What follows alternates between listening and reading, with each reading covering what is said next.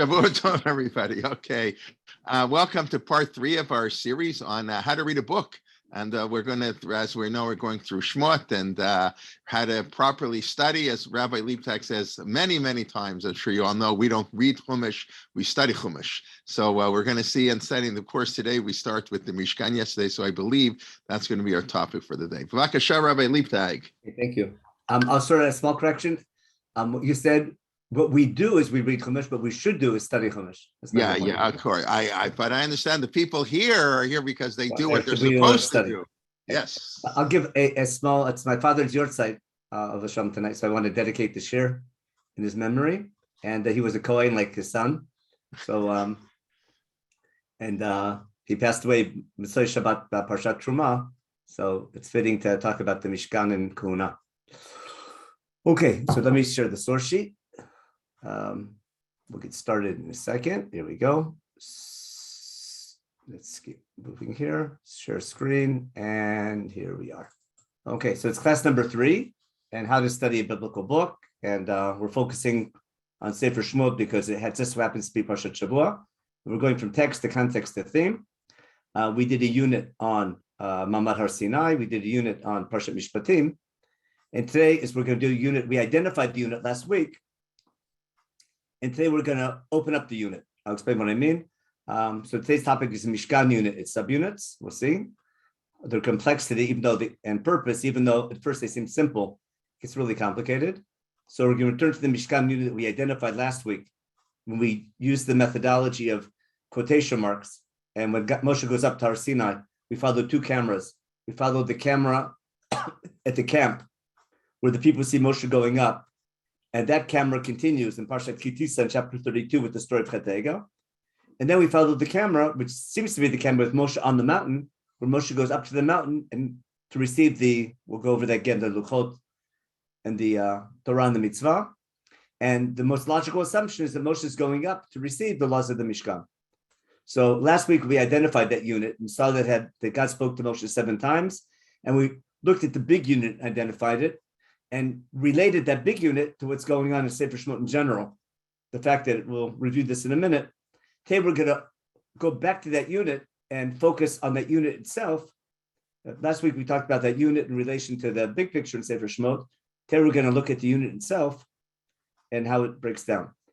Now, before I begin, I want to review the basics. We've talked about this many times. I just want to review it because it's my main methodology. I always want to differentiate between objective analysis, subjective interpretation. In any class, the first thing you do is objective analysis. In fact, what I'm trying to do, to my best, is spend most of the time in this class doing objective analysis and how to do it and how we do it. And basically, my assumption is that all the commentators have done it on their own, and they share with you, based on their objective analysis, their subjective interpretation. The problem is when we read commentators and don't do the objective analysis first, we're not going to appreciate what they're saying. And I'm trying to prove to you in the whole series that Chumash is begging objective analysis and wants us to reach objective interpretation. And then there's a question, who has a license to make that interpretation? We'll deal with that question later on. But there's no doubt that the book begs interpretation. You don't get the message. It's not only in what you read, it's also in what you study and what conclusions based on how Chumash presents the material. So just to get back to where we left off last week, I want to review what we did last week. We read the end of Parshat Mishpatim where God tells Moshe to come up the mountain after the whole covenant in Har Sinai, and he's going to receive the written document in stone called the Luchot HaEvan, Luchot HaBrit, and the instruction booklet and the commandment that goes with it. Now, we suggested the most likely candidate to be the Torah and the Mitzvah would be the section that follows. And then we identified the section because Moshe goes up the mountain. He tells the elders to stay behind and Aaron and Hur will be in charge. And if I want to follow this story, I have to continue to chapter 32 in the story of the golden calf because Moshe doesn't return for a long time. And that's why they go to Aaron and want a replacement for Moshe. And then Moshe goes up the mountain. He's there for 40 days and 40 nights. And then if we follow just the order of Chumash, if I keep Chumash in chronological order, what does Moshe go up to receive? The next line in chapter 25, God speaks to Moshe saying, Daber b'nei Yisrael, take me Truma. We talked about these quotation marks. And last week we spent the whole year identifying that God speaks to Moshe from the beginning of chapter 25 all the way till the middle of chapter 30. One big dibur, one big long session speaking to Moshe, 5 chapters. And then surprisingly, he speaks 6 more times, each one a short little paragraph. And we noticed the 7th time was about Shabbat. And basically we identified that big unit, but we didn't open up the unit itself and see what's inside. So in today's shir, we're going to do the second stage of that analysis and take a look at how it's being presented. Now, when we go through the unit, we're going to use like our top corner, something similar. We're going to scan through that whole unit. We know that God spoke to Moshe 7 times. The first time was, actually I had some mistake, till 30:10, not 30:10 here. That's not good. That should be 30:10. Sorry about that. That's all Truma Tetzave. And then there's 6 short paragraphs, their own dibur. And we're going to first the structure of the big unit, and then we'll do the subunits, the ones that follow. Okay.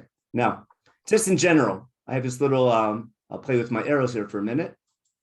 And here's our little arrow. Okay. If I follow the cameras, one camera, the camera at the camp goes from Mamad Har Sinai right to the story of Chet HaEgel. Correct? In other words, I can read from the end of chapter 24 and continue the story of Chet HaEgel, irregardless of what's happening up on Har Sinai. Now, Chumash goes in this order. We go from Mamad Har Sinai right to the commandment to build the Mishkan. And it's because of this commandment to build the Mishkan follows Har Sinai, Ramban will be adamant that the Mishkan is a continuation of Mount Sinai, and what happened at Sinai is going to be continued through the Mishkan, and therefore I need a Mishkan no matter what. That's going to be the classic approach of Ramban, and keeping Chumash in order. And then what Rashi is going to claim, and basically most of Chazal, is that it goes quite different. Where are we? Annotate and arrow. That first, what happened? Moshe goes up to Har Sinai and receives the laws of Sefer Devarim. And then after Chet HaEgel, we need rehab because of Chet HaEgel. And after this happens, then there's commandment to build the Mishkan, and then the Mishkan is built. So Rashi would follow this order, and Ramban keeps it in order. If we have time at the end of the year today, if not next week, we'll talk about if Chazal are right and it's out of chronological order, what's the logic in not being in the proper order? But we're going to do today, just to highlight what we're going to do today, we're simply going to close all these windows and we're going to focus on, where do we go here? We're going to focus on, I think it's it. Let's see if this works. We're going to focus on this one. And that didn't work. Try it again. Yeah, it's not working. I'll figure out how to do this 1 second. Let me just draw it a different way. Okay, we're going to focus on this window right here. And we're going to not worry about the other ones. We're going to close these. And we're just going to focus on the commandment to build the Mishkan. And this unit again, God speaks to Moshe 7 times. Once, the first time, 6 chapters from chapter 25 to the middle of 30, Ultra Metatzaveh, and then 6 times at the beginning of Kitisa. So now we're going to get to work and we can continue our source sheet. Okay, so let's take a look. I'm going to be on the source sheet. We're going to outline everything. Now we're going to do this together. I'm purposely using an O Hebrew Chumash because the translation is not so important. The main thing is what's called the structure of how things are spaced out. So we're going to take a sort of a tour and see what's inside the unit, trying to understand what's the logic of progression. In fact, it's one of the most simplest things anyone could possibly do. It's almost straightforward. So let's take a look, and we're going to share our screen from Parshat Truma. Where are we? Here we go. So the first thing God tells Moshe is tell the people to collect money, and that's a Jewish pastime ever since. And we take gold and silver, basically a whole list of things. And the big line is, what are we going to do? We're going to make a mikdash and dwell in their midst. That's what God wants. And then we pointed out that every single commandment now is Vasu Aron, is that we have to do something. There's one last line, which I'm pretty sure we talked about last week. If we want to talk about the Mishkan, not just as a reflection of the revelation in Har Sinai, but also a reflection of creation. If you remember what happened in creation, what did God do? God commanded. Remember, Hu Amar v'yehi, Hu tziva v'yamod. He commanded for something to happen. Said Yehi or v'yehi or, and then he evaluated. But he commanded and he did it, or he told the earth to do it, or he told the trees to do it, or he told he said something and it happened. Either he did it or it happened. But God made a command and it was done. And now God's giving a command, but the execution of the command is done by the people of Israel. It's sort of representing this idea that we become partners with God in his creation. And the Mishkan is going to be the act of building it, and probably the act of serving God in the Mishkan will remind us of our job in creation and being servants of God. Now, so let's continue now and look at the order. The first thing is the Aron, which makes the most sense because the Aron is going to house the tablets, Luchot HaBrit. Now, with the Aron is going to be what's called the Kaporet, which is the gold covering, right over here. Vasita Batabaot, here. Vasita Kaporet, Zahav Tor. Notice both the ark and the cover are made out of gold. In fact, what we're going to see is everything in chapter 25 is going to be made out of gold. And they're all vessels that are inside the tent. So therefore, we have the Aron and the Kaporet that covers it. And probably the most important line is you put the Kaporet on top of the Aron. And into the ark, you put what? The Edut Asher Tenei Lecha, which matches so nicely with God told Moshe to go up to get Luchot Edut, Luchot Even, Luchot Edut, and the Torah and the Mitzvah. And that's why it makes so much sense, Ramban's opinion at first glance, that this is exactly what God's commanding Moshe to do in Har Sinai. Okay? Now, V'no'aditi l'chasham, that's really important. God is going to meet us there. God is going to God's telling Moshe Rabbeinu, I'm going to meet you there. Okay? And I'm going to speak to you from on top of the Kaporet, everything on top of the Aron, everything that I'm going to command the Jewish people. Now, if I want to look at the Mishkan as a continuation of Har Sinai, the main thing that happens in Har Sinai is God giving us instructions. And the instructions aren't over yet. And therefore, it seems to be that the main job of the Mishkan is to continue revelation, not just the experience of meeting God, but receiving laws from God of how do we have to behave. Now, that brings up an interesting possibility that Maimonides, Rambam talks about, it has to relate to. It could be, if I understand the entire purpose of the Mishkan is to continue the revelation Har Sinai to get the laws, maybe once the laws are over, I don't need it anymore. And maybe the Mishkan might be mitzvah l'sha'ah, a mitzvah only for that generation. So the Rambam is going to explain from another verse later on that the commandment to build the Basur the Mikdash is not a mitzvah just for that generation. It's the mitzvah for all generations. And he talks about that in Hilchot Beit HaBchira, when he talks about the laws, whether there's an eternal law to build a house for God. He says that this is not just for the desert, but it's for all generations. And he gives a beautiful proof, which if we have time, we'll see later on. Now, the next thing is the Shulchan, the table that we put the Lechem HaPanim. And notice, there's a big difference between the Aron, the ark, and all the other vessels, because the Aron is simply there to hold the Luchot, but there's no service that's done with the Aron except maybe on Yom Kippur. But on the Shulchan, what do? We put on the Shulchan, Lechem Panim Lefanai Tamid. Follow the word Tamid, it's always there. So on the Shulchan, every week, we're going to put the Lechem HaPanim, the showbread. And then on the menorah, again, made out of gold. So we have to build it. And what are we going to do? We're going to light the candles. Ve'let nerotea, vasitat noretea shiva. 7 little candles go on top. And Aaron's job is to put the candles on top and light the menorah every day. So again, later we'll see in another context, the word, in the beginning of Tetzaveh, we'll see the word tamid in lighting the menorah. There's something out of order here, which we'll discuss when we get to Parshat Tetzaveh. But again, it's all made out of gold, and that's the menorah. Notice we have very detailed description of how to build it, and very short description what to do with it. It's all about construction. Okay? And therefore, we have everything now in chapter 25. Basically, it's all vessels. Chapter 26 is a clear distinction, because now at the Mishkan Taseh, a little more passive, but it's made out of 10 sort of like blankets that are sewn together to make a cover and a cover on top of that. But basically, what makes a tent a tent? A tent, there's a canvas held up by a pole. Every tent has a pole and a canvas, and the walls and the roof are the same material. And therefore, the first thing we make is a canvas that covers the entire structure, and then followed by the krashim, the poles that are going to, not the poles, the boards, they're going to hold up the walls. And they're all made out of wood, but gold plated. This is made out of wool, and later, after goat skin, like a waterproofing cover.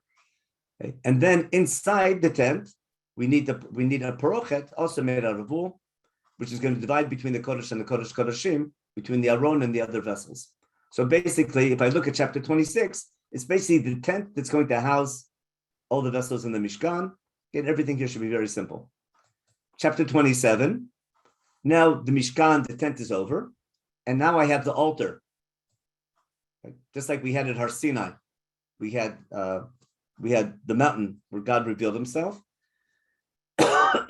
And then in front of the mountain, we built a mizbech, we built an altar, and people brought sacrifices, the people. So now we're going to have an altar. Again, now it's made out of nechoshet. Nechoshet, I think, is copper in English. Notice everything outdoors will be nechoshet, everything outdoors will be copper, everything indoors will be gold. And therefore, we have the outside altar to bring korbanot. And what we put on it, it's not here. We'll find out later on what we put on it. Okay, but that's building the altar. And then we need a courtyard around it. Mishkan, and that's going to be curtains, sort of, that surround 50 amot by 100 amot, the courtyard where people gather, but everything's outdoors. It's just, it's called a mechitza, the type of a curtain that defines the area of the courtyard. And talk to this guys how to build it. And then that's all nice and simple. The first, I sort of called it a glitch, even though glitch isn't a good word. The first time we don't have vasita, that's what you have to do, or you and the people have to do. Now we have vatat tetzaveh. Now you command the people to bring you shemen zayit zach ketit lamor. They have to bring you pure olive oil, lalot ner tamid. Now, obviously, this section should really be in chapter 25 with the menorah. If I go back to chapter 25, when we describe the shulchan, what do we say? On the shulchan, you should put the lechem panim in front of God. That's what you put on the table. Lechem panim, showbread tamid. We have the menorah, and in theory, at the end of chapter 25, we should have what we're reading in the beginning of Parshat Tetzaveh, which is the end of chapter 27. God's commanding Moshe, tell the people to bring shemen zayit, lalot ner tamid. Okay. And we're in the Ohel Moed, in the tent of meeting, outside the parochet. That's where you put where Aaron has to light the menorah every day. So again, why that's out of place, we leave that as a question. But sort of another question, but probably to be related, what's the next topic? Right after the commandment to bring the oil to light the menorah is the commandment for the Kohanim. And we're going to see over and over and again in Chumash, when we talk about the Kohanim more than any other place are associated with the menorah.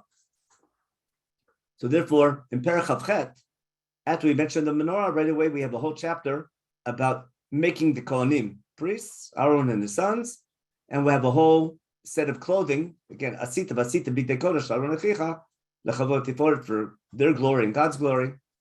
And again, you tell the people. Notice that the people have to do things for the Kohanim. But I want to point out what's Moshe commanded to do. The people have to bring the oil. Moshe is commanded, tell the people to bring the oil, and tell the people to bring the materials to make the garments for the Kohanim. And we'll see later on why it's important for the Kohanim and the people to be connected.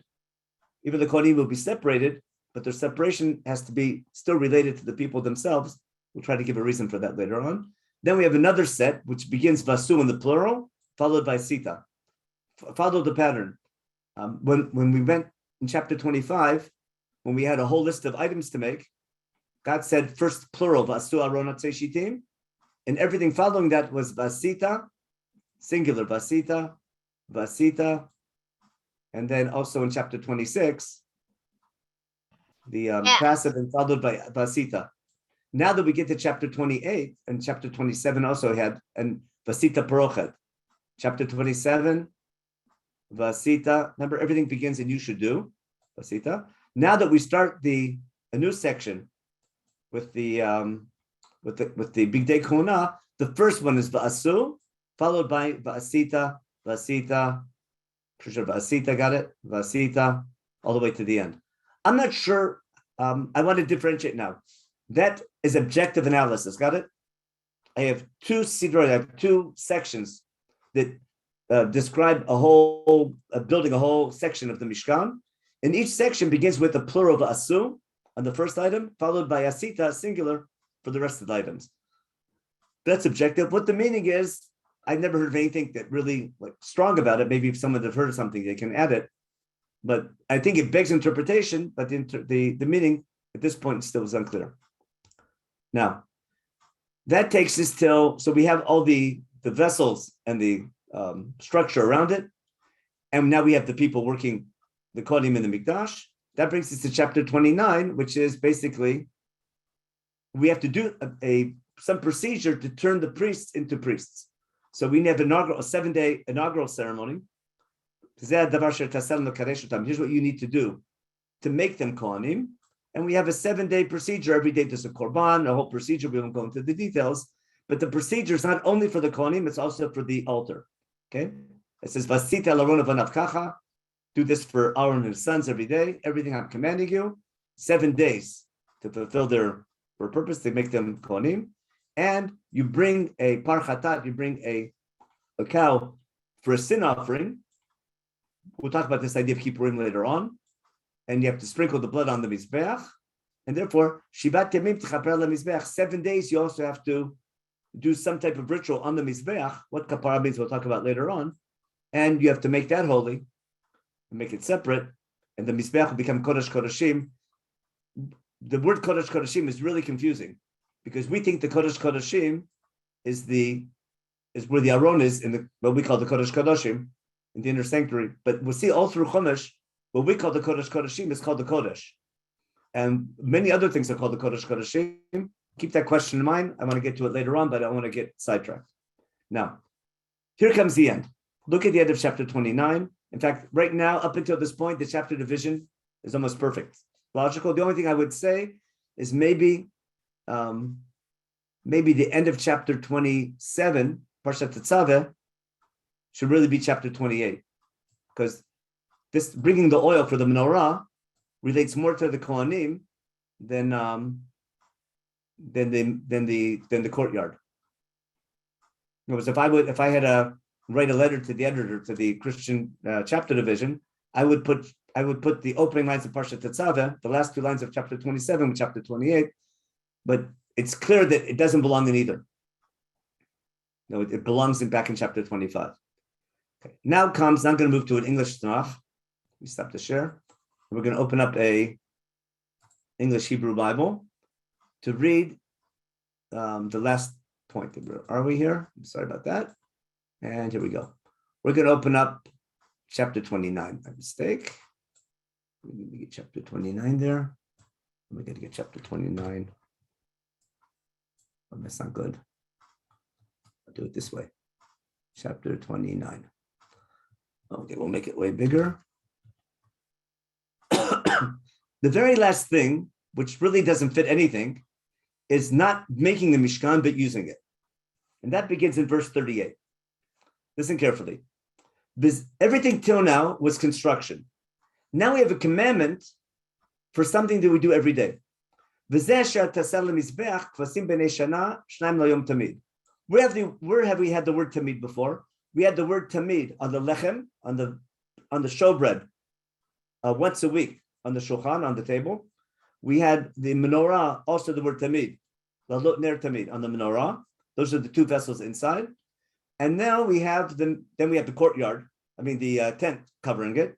And now we have the courtyard where we have the altar. And on the altar, what do we need? We need a korban tamid, which we call the korban tamid. And therefore, what do we do on the mizbeach on a daily basis? Every day, a lamb in the morning, a lamb in the evening. At the kevas achat hasababoker, we're so familiar with this. Kevas in the afternoon. We don't know this because of these psukim. We know this from the lighting on Rosh Chodesh, right? And lighting on Rosh Chodesh, we have we repeat this. Why? A long story. Okay.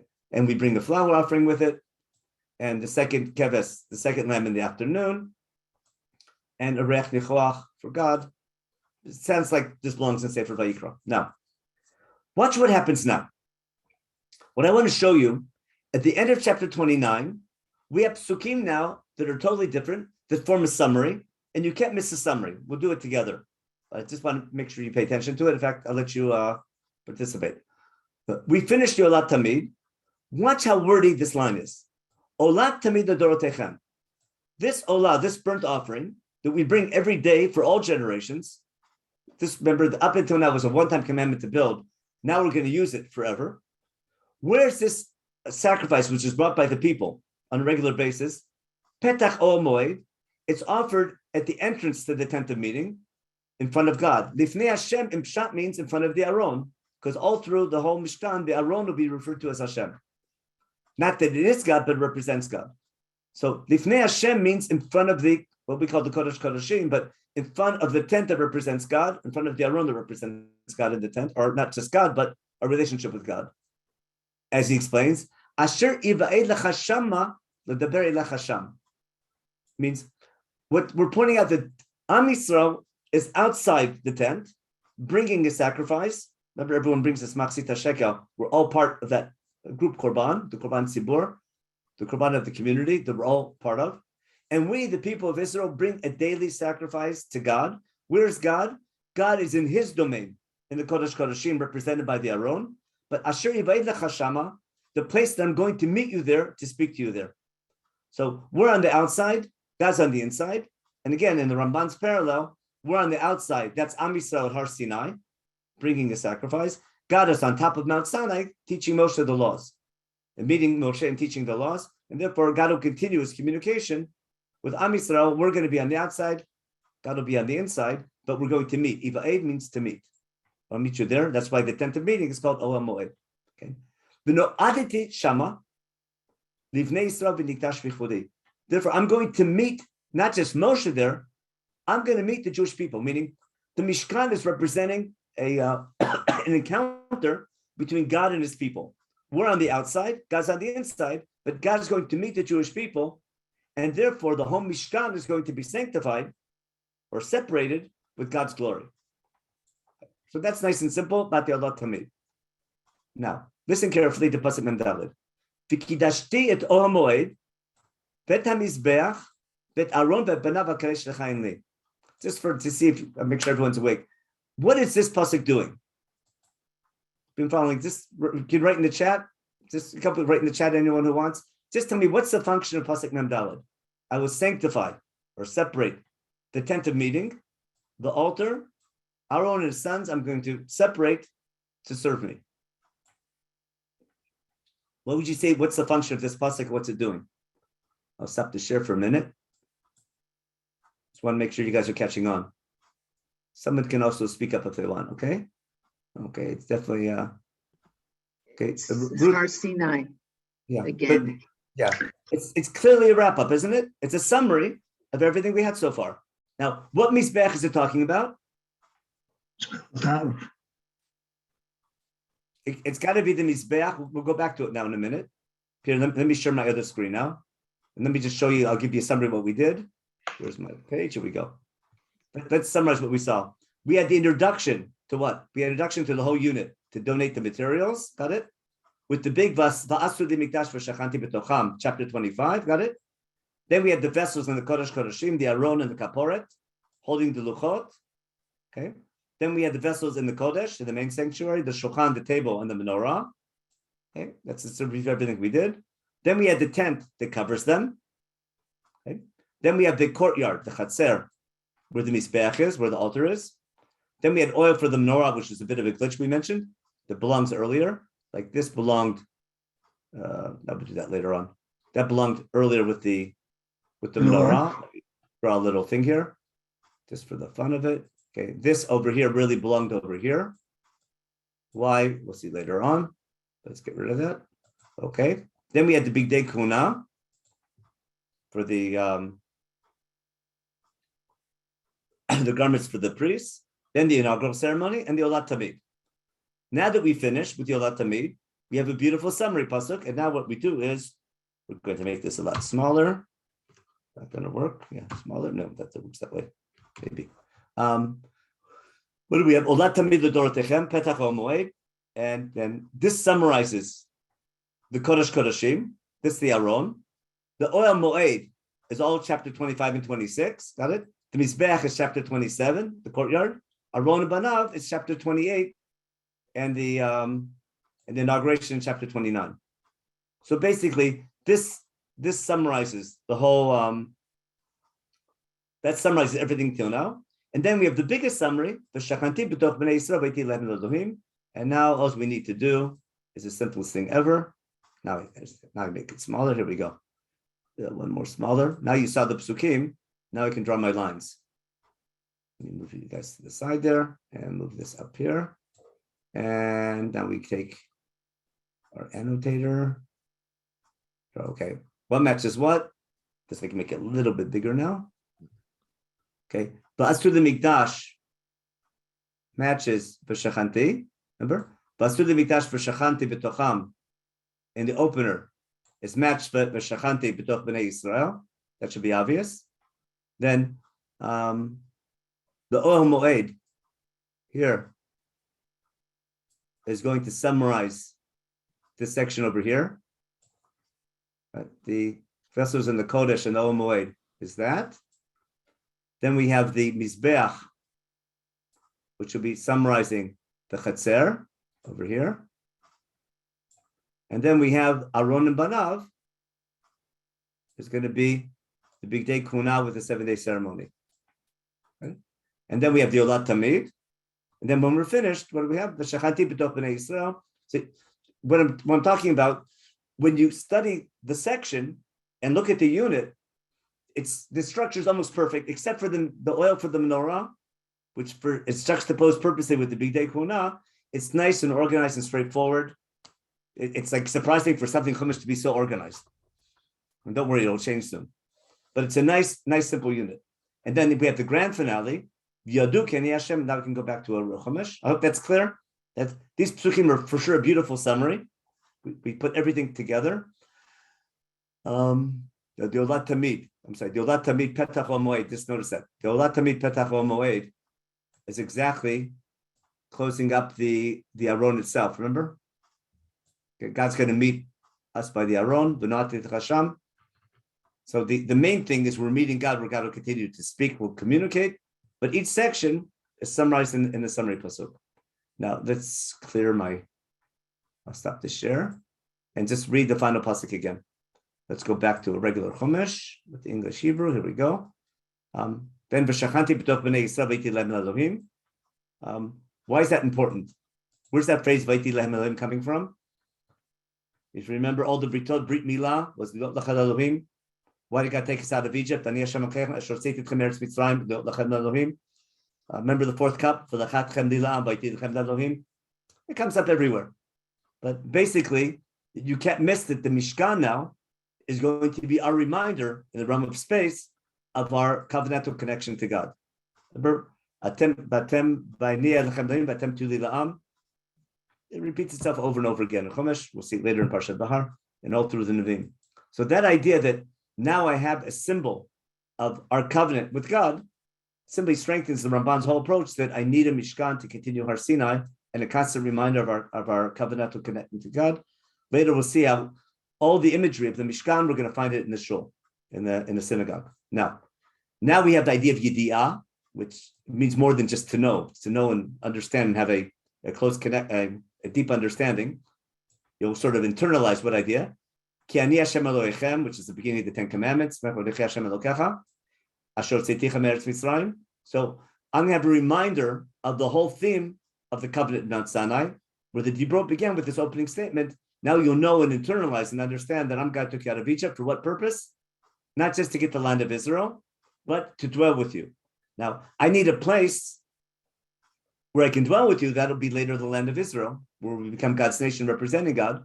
But the Mishkan will help us remind us to understand our covenantal connection to God and the great phrase Ani Hashem Elokechem, which will come up over and over again in Chumash. Got it? And basically, we have a nice unit, and we're done. And I'd expect, as we haven't ended up a chapter, but the problem is that when we get to chapter 30, we didn't finish yet. Take a quick look at chapter 30. What happens in chapter 30? Another vasita. We have a commandment to build an altar. A mizbeach, which one? Miktak Torah, an incense altar. What's this doing here? We finished the Mishkan. Understand? The Mishkan is clearly over. And now we forgot something. What did we forget? Oh, the golden altar. Now, we describe it here. It's made out of gold. What's it say? It's made out of gold here. V'tzipito tazav tor, wood plated with gold. Okay. And we put a little crown around it. And tabot, just like all the other kelim, to put the poles in later on to carry it. And then it's described very similar to all the other vessels we had before. And now where do we put it? We really put the incense altar, the golden altar for the incense. It's going to be in front of the parochet, which divides between the Kodesh and Kodesh Kodeshim. But look how specific the Torah talks about where to put it. Place it where? In front of the parochet, which is in front of the Aron Ha'idut, which is in front of, also in front of the kapor that's covering the Aron Ha'idut. And on this kapor is covering the Edut, right? The tablets, Asher Yivaylech Hashem, where I'm going to meet you there. But look at all these things we've had before. We made such a big deal earlier about where God's, take a look again. Look at this phrase. Put this Miktak Torah, right? Put this Mizbach Torah in front of the Aron Ha'idut. And where's the Aron Ha'idut? Inside the parochet, inside the curtain. And it's in front of the kaporet. Let's see, Lifnei parochet, Lifnei kaporet, okay? Which on the Ha'idut, where I'm going to meet you there. Just to refresh your memory, let's go back to chapter 29 and look at the summary psukim. Where's the Olat Tamid? The Olat Tamid, it was where? Outside.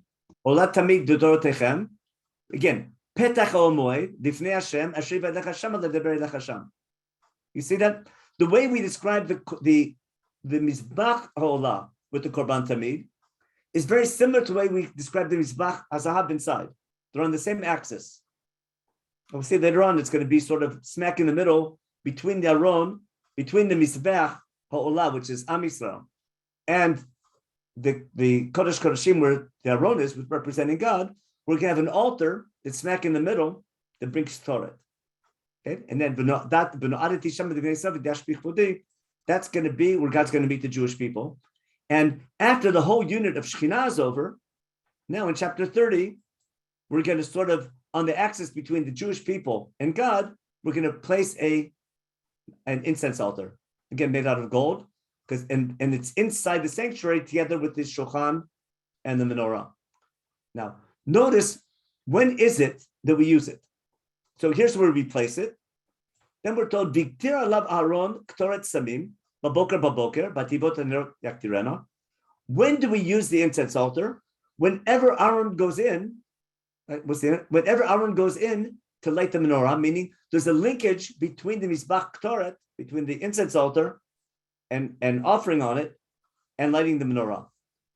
So when he sets up the menorah in the morning and cleans it and gets it ready, he has to bring Torah.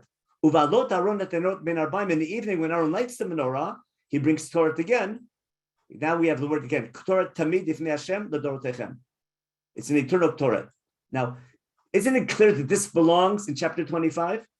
What do we have that's similar? It's made out of gold. It's inside the Kodesh. It's inside the tent. It has an avodat tamid. And therefore, at first glance, what's going on? Clearly, this belongs in chapter 25. And in Parsha Vayakov Pekudei, the Mizbach Torah is together with the Shulchan and Menorah. But for some reason, the Mizbach Torah is the commandment to build it is after the whole big Mishkan unit is over, and it's sort of an add-on, an attachment afterwards. And its placement is very interesting because it's linked to the menorah. In other words, if Aaron wants to enter to light the menorah, he has to bring Torah. Now, I'll take an analogy from, actually, the analogy is right here. when you bring the Torah, it says we bring Torah on it every day, and you can't bring false one. And then something strange, once a year, for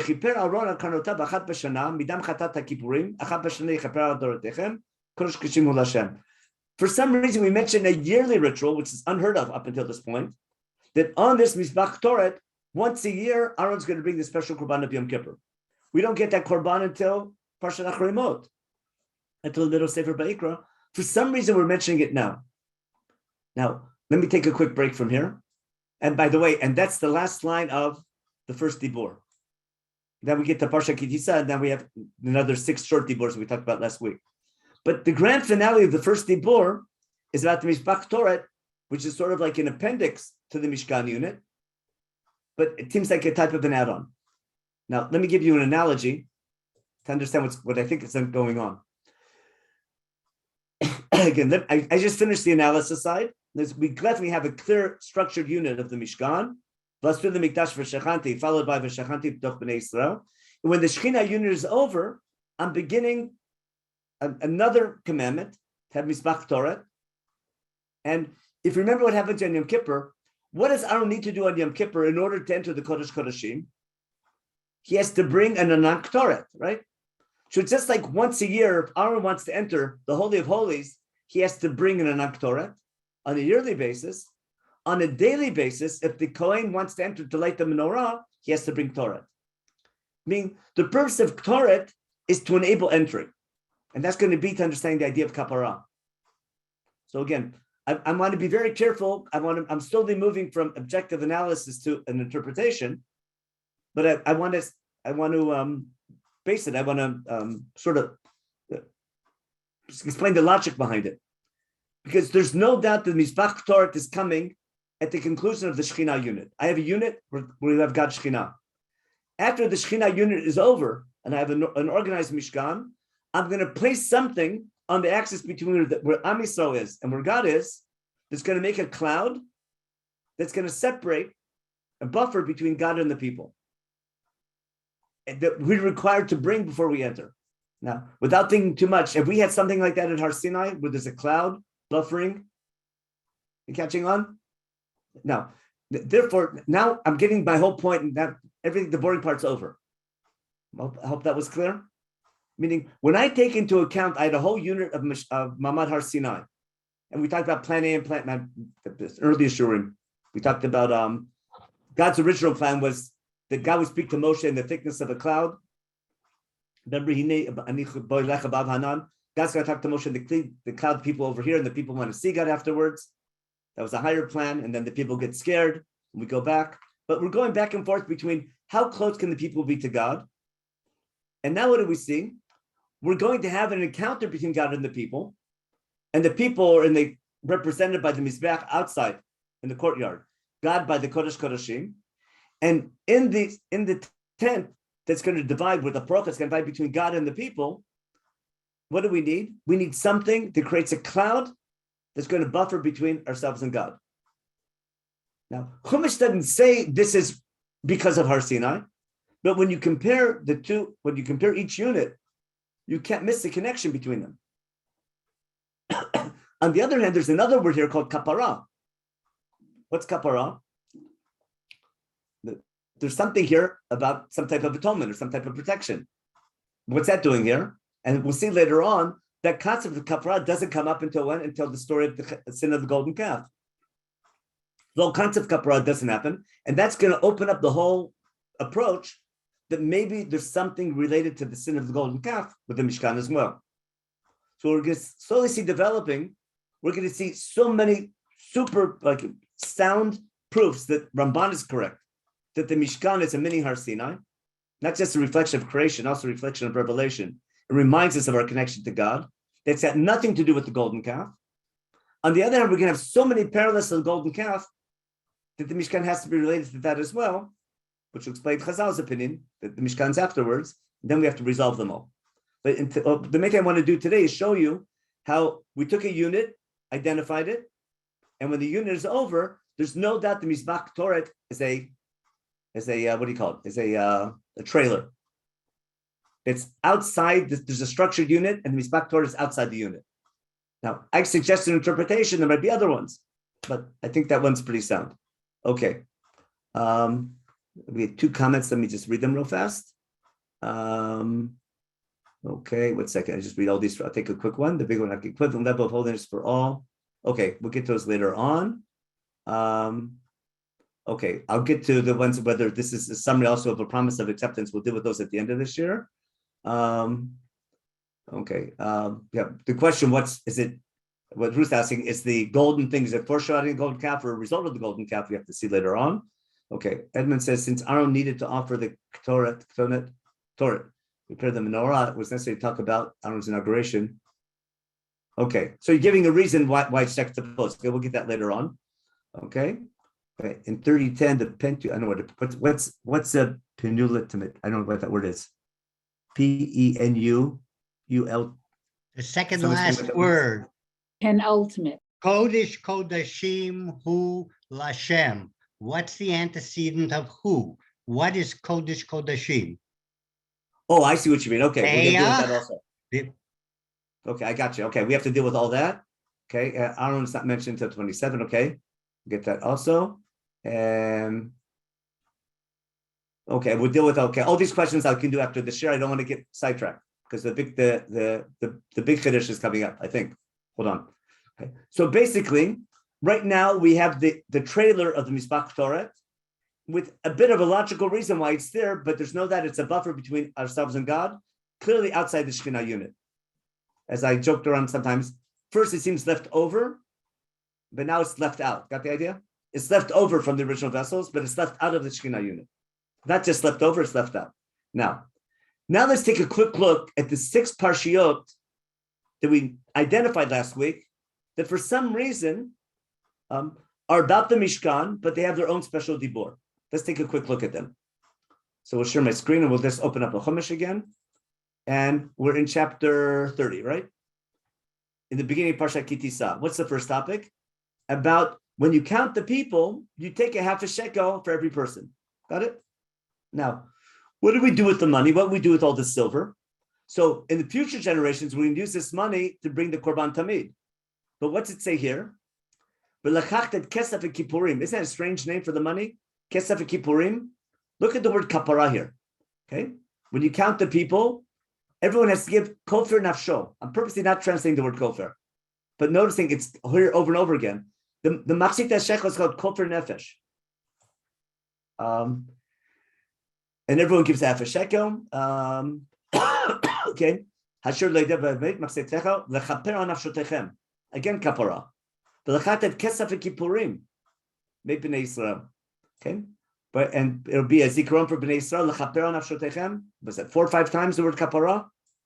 There's something about the machzit shekel has to do with kapara. Where do we see the word kapara? We had it by the Mizbach Torah. Maybe the chapter division isn't so bad after all. Got it? Because chapter 30 is a kapara topic. The Mizbach Torah is for kapara, and the count. Now, what do we do with the kesef? We'll read in Parshat Pekudei. This money, this kesef kippurim, was for avodat ohel moed. Anyone know what we did with the silver? We used the silver to build the adanim, the sockets that held the krashim of the Mishkan. Okay. Now we have the kior, made out of copper.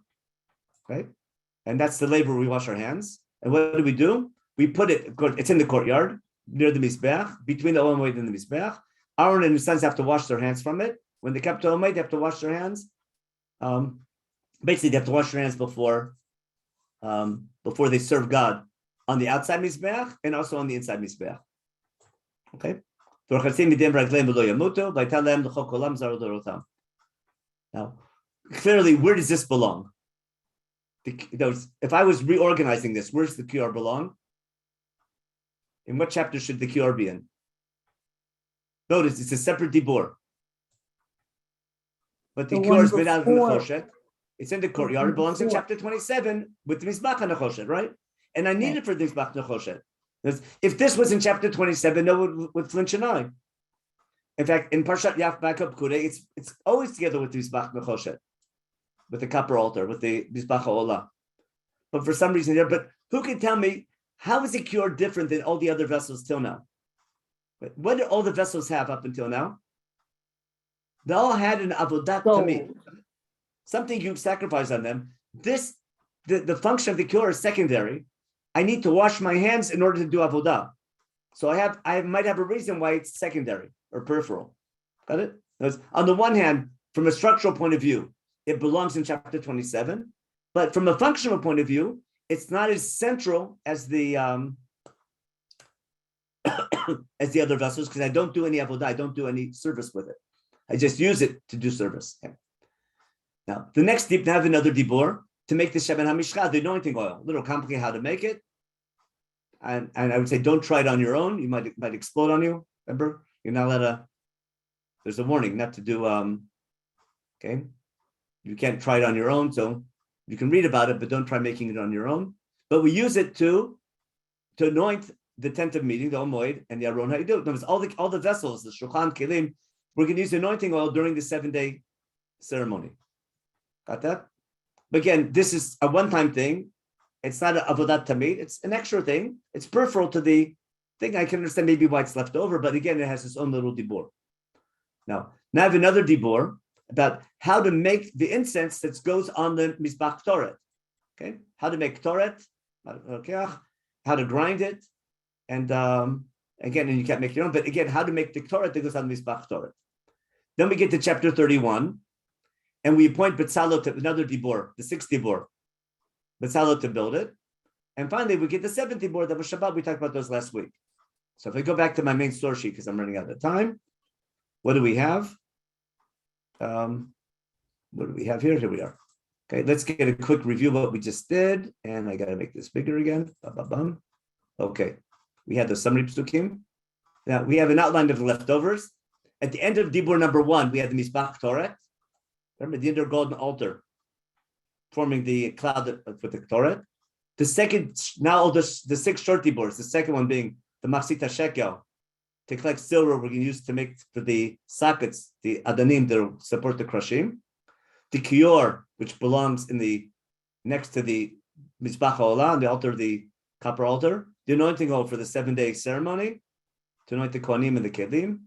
And the Ktoret, which is the daily Ktoret, which goes inside the tent of meeting before lighting the menorah.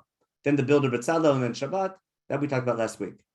Now, look at the table now I'll set up for you. Look how everything matches up. If I take all these leftovers, got it? If I want to match up where the leftovers belong, it's almost a perfect match, almost too good to be true. Why? Let me make this a little bit smaller. No, that's bigger, that's smaller. Here we go. Goes like this. What do we have? In chapter 25, what do we have? We had the vessels inside the tent, got it? Which is the Aron, Kaporet, Shulchan, and Menorah. And what's the first leftover? The Mizbach Toret. So the Mizbach Toret, this one, belongs here, got it? Then we had Machzita Shekel, the next Dibor, and we use that to build the sockets for the Krashim, which belongs now in chapter 26, over here, got it? Then we had the Kior Nechoshet, which belongs in chapter 27. Then we had the Shemen HaMishcha for anointing oil for the 7-day inaugural ceremony for the Kohanim, belongs in chapter 829. And then the Ktoret at the end is a daily sacrifice on this Mizbeach. Where's my little marker here? Give me a second. No, I just messed up. Sorry about that. Where are we? I need annotate and my drawing thing. Okay. Just like the Ktoret Tamid is on this Mizbeach, got it? This is the daily offering on Mizbach Toret, and the Korban Tamid is the daily offering on this Mizbeach. But both of these are the Korban Tamid, got it? On the respective altars.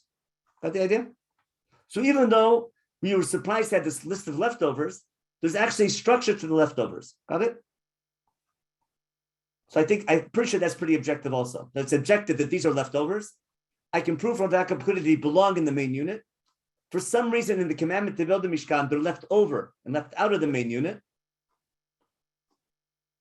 But they match up the main unit in perfect order.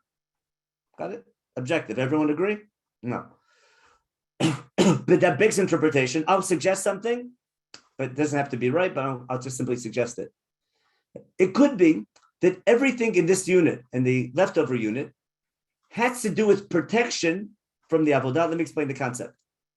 Again, what I want to suggest is, and let's clear the stop the share. What I want to suggest is the very idea of meeting God is complicated, isn't it? And if you follow the story later on, who are we to be so close to God? Remember, the people are scared of being so close to God. First, they want to be close, and they want to be away. And after we sin with the golden calf, are we worthy of being close to God? Are we worthy of being God's people? Literally speaking, we're playing with fire when you want to meet God. And the question is Am Yisrael capable of this encounter with God? Now, ideally, like in Har Sinai, we should encounter God even panim b'panim, directly. But because we're human, I can only explain this properly after we do the sin of the golden calf, if you're catching on. The idea that God is willing to meet us, even though we're lousy and we sin and we're an Amkshe Oref. So on the one hand, we want to meet God, we want to be his people, but we're not worthy of becoming his people. So Midat Hadin, there should be no encounter at all, or only encounter for people who are perfect. Midat HaRachamim, God's mercy, in the segment, that's going to be with the second luchot, with God's attributes of mercy. Remember, what does God say? Moshe Evans, God should be with us, even though we're not Kshe Oref. And therefore, it could be, what I want to suggest, is that all the things in the second section have to do with kapara. What's kapara? Protection from Shekhinah. On the one hand, I want to become close to God. At the same time, I want to show God I'm not worthy of that connection. Got the idea? But I'm getting something, I'm privy to something I'm not worthy of. So on the one hand, we want to be as close to God as possible. But remember, there's this dialectic built into it. But we're not worthy of being close to God. So I could just give up. But no, we don't want to give up. We want to be God's people. And we want to serve him, but we're not so worthy. So if I'm going to remember my connection to God, that I'm God's people, at the same time, I come and visit God in the Mikdash, I need to do some type of ritual that reminds me I'm not worthy of that connection, and God's giving me the right to represent him, even though I'm not so worthy. I should be worthy, but I need to remember that God's doing me a big favor by allowing me to be his people, even though we're not perfect all the time. Again, I get this is totally subjective, but I'm saying because I find the word kapara by the Mizbach Torah, which is the buffer, and that word kapara, which we only have after Chet Ega, which relates to God's attributes of mercy. Remember, the Machzit HaShekel is kapara nafshotechem. We have the kior. If you don't wash your hands, that's preparation. Again, reminds you of getting ready the 3 days of preparation from chapter 19 for Har Sinai, of washing your hands. Remember, chipsusim lotam. And then the klart itself, the whole unit afterwards has to do with protection from the Shekhinah. So therefore, the first unit, which is a closed unit, is the ideal, followed by the reality of serving God, which requires all these little extra rituals of kapara. So that's what I wanted to suggest is the meaning of the structure. But again, I'm making a super important point to differentiate between the main thing I'm trying to teach you is units and subunits, that they exist and how to identify them and how to study for them and how to look for them. And then that opens up the whole world of interpretation. And then you can entertain other interpretations, but that's not the goal of the shir. The goal of the shir is the analysis. So I'm going to take the chat now and see what I missed. Okay, I'm sure there's a lot. Okay, keep bringing the same shorts used by Noach to seal the tent. For sure, we'll deal with that in detail. Okay. Let me just work back to I'll go back to the beginning, do the questions in order, and see what I cover. Okay, anyone has to leave. The main part of the shir is over, and now the source is okay. Okay, the kaporet. Okay, someone asked what the kaporet was. Kaporet is the golden cover that protects that covers the aron. The aron holds the luchot, and the kaporet is the cover. Now, the word for cover in Hebrew is a michseh, but calling it kaporet is going to relate to the theme of kapara again. Because kaporet porochet, we'll see all the word kapara comes in there, but we'll get that later on. And it's just a quick little hint. The kaporet has 2 kruvim to remind us of Gan Eden.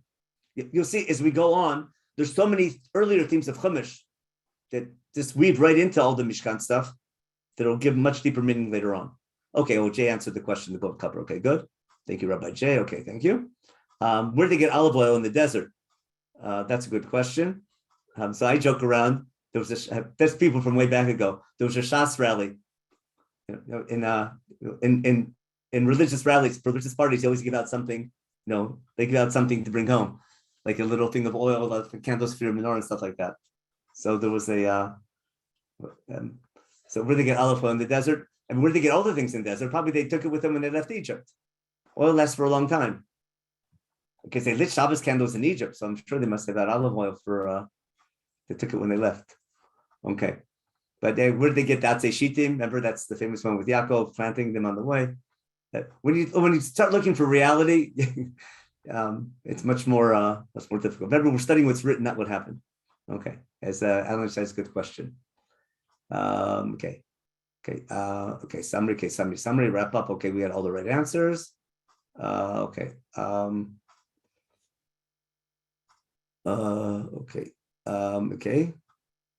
What Cohen's saying, besides the summary, could also be a promise of acceptance. Very good point. Now, it's God's saying, God's saying what, not only that it's summarizing, but it can work pretty much. That God's going to, God can dwell with them again. Now, again, you'll see later on that once we have the story of the golden calf, and in the first stage of the story, God says, I'm not traveling with you anymore. I'm not going to dwell with you anymore. Because you're stiff-necked people. So God, Shekhinah leaves the nation. The Shekhinah that was on Har Sinai left. It's outside the camp. And then when you see we want the Shekhinah to come back, we have to prove to God we're worthy of it. So this word Vasu the Mitas Shachanti in the summary is so beautiful if it's after Chet Egel. Basically, the whole unit is beautiful, based on the Ramban to reflect Har Sinai, but it's gorgeous, got it, after Chet Egel.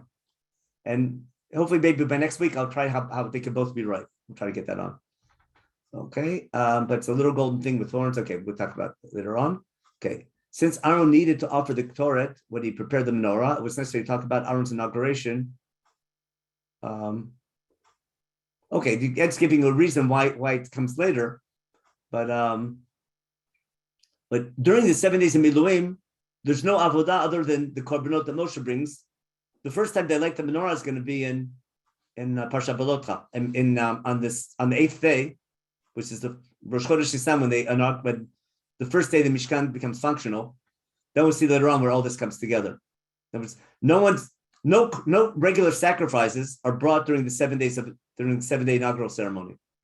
The first time the Mishkan becomes functional is on the 8th day, and there Torah is a big theme, isn't it? Esnadav and Avihu, who misunderstood the shir and thought bringing Torah was a good idea. See the danger of learning your own.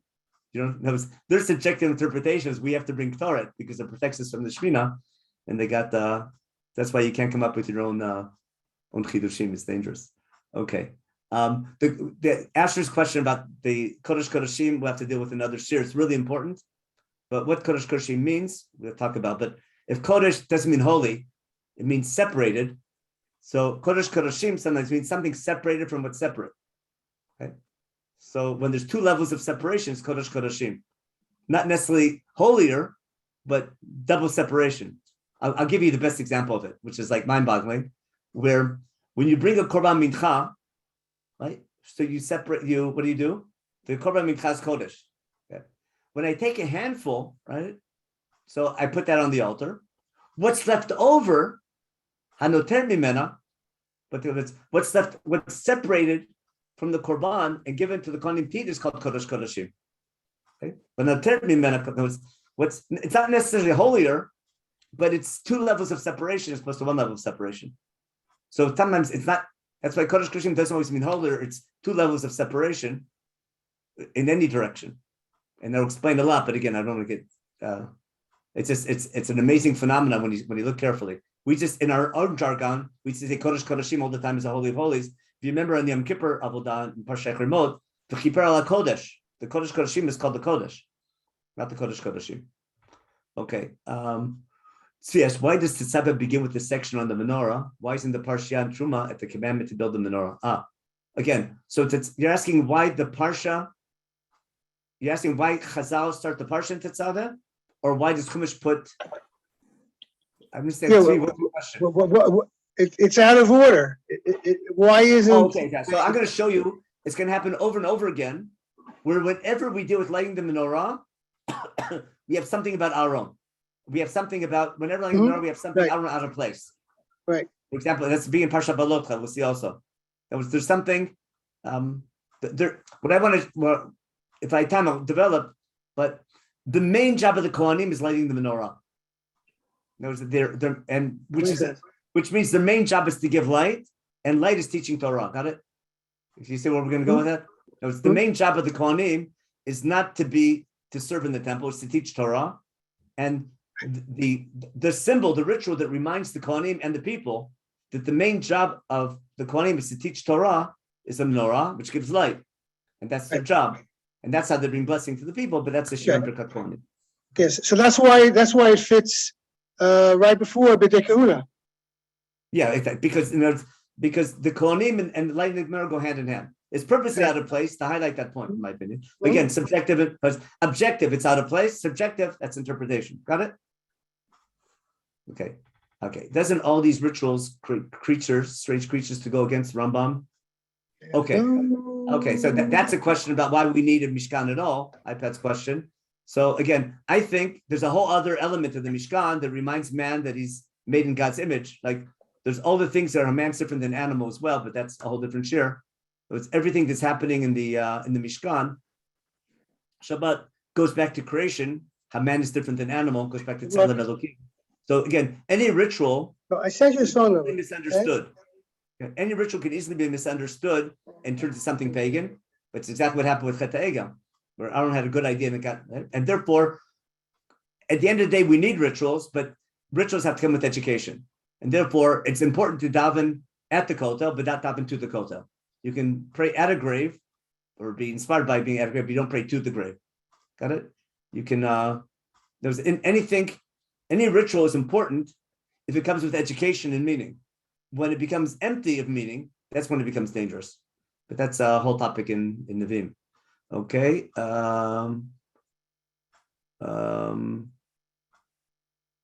Okay. There's a private question about the Big Day Kahuna and the Kior.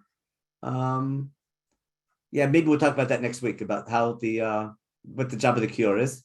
Okay, the Kippurim, that's a whole theme of Kapara, and the idea of Kapara, like Kofar Nefesh also. There's the idea that you might deserve a punishment, but you protect yourself from punishment. And I pass, where does the Shekhinah threaten the people in order to need protection? I pass question, we see in chapter 5 in Devarim, where the people say themselves, if we stand with the Shekhinah, we're going to die. The people scream, don't they? It's fire to them. And they say that also in chapter 20 in Shemot, after the 10 Commandments, we can't take the Shekhinah is too intense for us, and we're going to die if we get too close. So we have this dialectic. We can't get too close. We can't be too far. So we need protection. Okay. And why korban? I'll end with Marty's question, which is awesome. Okay. Why isn't the korban tamid with the other? First of all, it is with the other korban vayikra. It opens up the other korban vayikra, all the korban tzibur. But the korban tamid, the korban tamid relates to Har Sinai. Olat tamid hasuya b'Har Sinai. Remember? That's the key pasuk later on. Olat tamid hasuya b'Har Sinai l'rech nichach yishal Hashem in Parshat Pinchas. So the linkage between all the sacrifices, in fact, pretty much to answer the fear that this is going to turn into pagan things, is the Olat Tamid has to remind us of what happened at Har Sinai. If Olat Tamid doesn't remind you of Har Sinai, Olat Tamid has to remind us we're working for God, not that God's working for us. So we don't feed God so God gets on our good side. Right? We bring something to God symbolically to remember that we have to work for God. Now, why specifically a keves that we can talk about of all animals? Why dafka a lamb? But that's a part of a wider share. Okay. Can I ask you a question? Yeah, sure. Go ahead, Debbie. Is the Korban Tamid, was that done at the same time as the Ketoret? Because they're both in the morning and at night.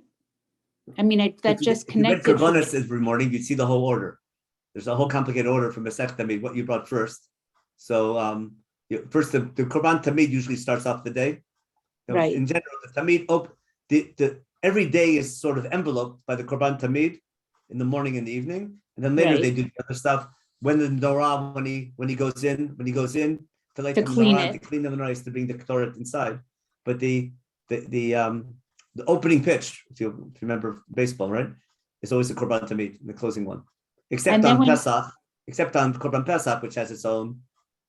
And then when you spoke about the need for kapara and stuff on Yom Kippur, he goes to the mikveh like a gazillion times. So that ties in. You see the kior, yeah. You see the kior, yeah. That's right. You see the kior with kapara for sure there.